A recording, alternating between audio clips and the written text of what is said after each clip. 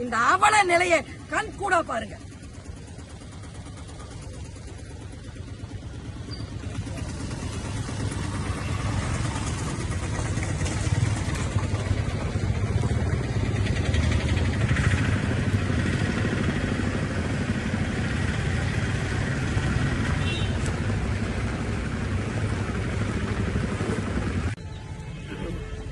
நான் எங்க நின்னுட்டு இருக்கேன்னா Tirunelveli heart of the city, அதுல மைய பகுதி, டவுனோட மைய பகுதி, நயினார்குளம் வாசல்ல, நயினார்குளம் மார்க்கெட் வாசல்ல நிக்கிறேன்.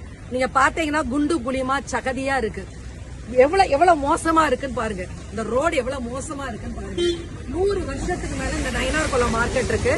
இங்க நல்ல காரியம், எந்த நல்ல காரியம் எடுத்தாலும் இங்கதான் காய்கறி வாங்குவாங்க. இது தனியார் மார்க்கெட் தான். 63 கடைகளுக்கு மேல இருக்கு. காலையில 4 மணில இருந்து 9 மணி வரைக்கும் ஜெகஜோதியா இருக்கும் இந்த மார்க்கெட்.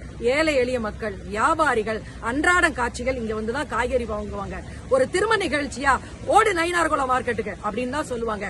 ஆனா இன்னைக்கு என்ன அவல நிலை தெரியுமா? மாநகராட்சி பேட்டையில ஒரு கனரக மைய வாகனம்னு ஒண்ணு உருவாக்கி இருக்காங்க. அதுல போய் வாங்கணும்னு சொல்றதுக்காக வேண்டி இந்த ரோட தோண்டி போட்டு இத சரி செய்யவே இல்லை.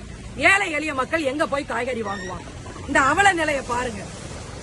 அடக்குமுறையை கையாளுகின்ற அரசு ஒருபோதும் வாழ்ந்து சரித்திரம் படைக்கவே படைக்காது.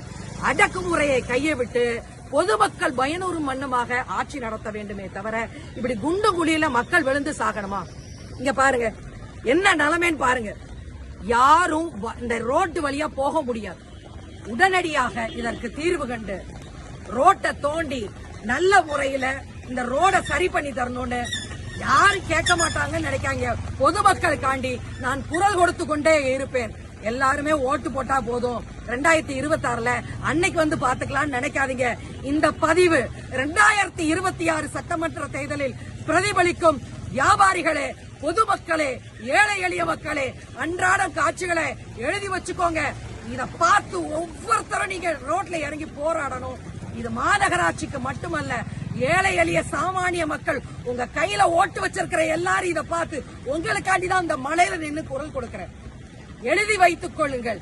2026 சட்டமன்ற தேர்தலில் இது எதிரொலிக்கட்டும். பொதுமக்களின் கோரிக்கையை செவிமடுக்காத அராஜக ஆட்சியை எதிர்த்து நான் போராடி கொண்டே இருப்பேன். மக்களுக்காண்டி குரல் கொடுத்து கொண்டே இருப்பேன்.